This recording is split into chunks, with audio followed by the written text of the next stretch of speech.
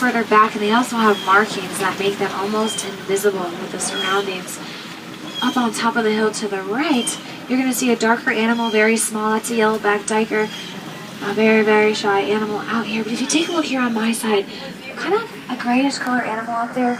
Those are the greater kudus. They're actually the second tallest animal up here in Africa. Immediately back over to your right, though, you're going to see the okapis. See the zebra markings up there on top of the hill? That's an okapi. Not related to the zebra, though. It's actually one of the only known living relatives of the giraffes. There's another one of the greater kudus that's a little bit further back up there. You can see it's down just a little bit further away from the road.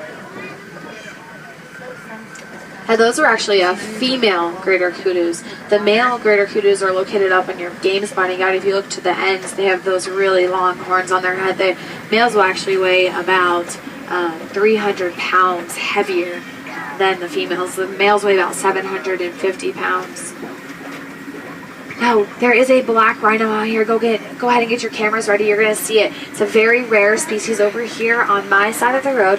Now, there's only about 5,000 of these black rhinos left in the entire world, and this is because they are being poached. And what the black rhino is being poached for is its horn that you see. Very, very valuable and very sad for the black rhinos. Now, they're incredibly large. They weigh about 3,000 pounds. Yeah, full grown. They can actually charge, though, at a speed of about 35 miles an hour. So 3,000 pounds behind a 35-mile-an-hour charge. That is incredibly powerful.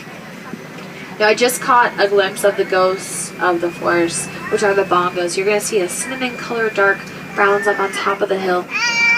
They like to stay a little bit further back because they're very, very shy.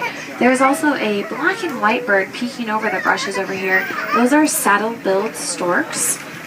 They're actually the tallest storks that we have here in Africa. If you can believe it, they stand about 4.5 feet tall and they're full grown.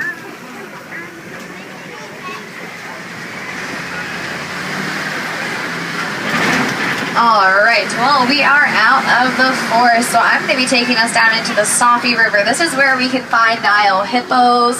Sometimes we even come across Nile crocodiles. Now, the hippos like to spend a lot of their day in the water because the water cools them down when it gets really hot out here. Downstream a little bit are 2 hippos.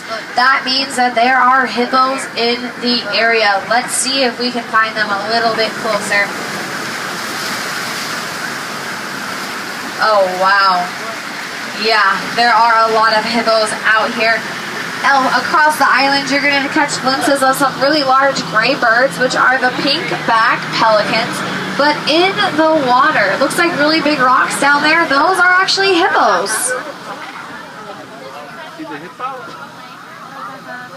Yeah. Does anyone know what a group of hippos is called? A bloat. Bloat. Group of hippos is called a bloat. The hippos can actually stay completely submerged in the water for about 8 minutes before you see them coming back up to the surface. They'll get some more air, a lot of the times immediately going back down into the water. So remember I said something about crocodiles, Nile crocodiles? This is where we're going to see them. I just saw them over here on my side. Now they have an incredibly powerful jaw. 2,000 pounds of pressure per square inch in one bite. What that means is that they can instantly crush the bones of any of their prey. And with that powerful jaw, it actually does help them out a lot to take down other animals that are quite a bit larger than them, like these zebras or any antelope or any wildebeest that could be down there by the Safi River.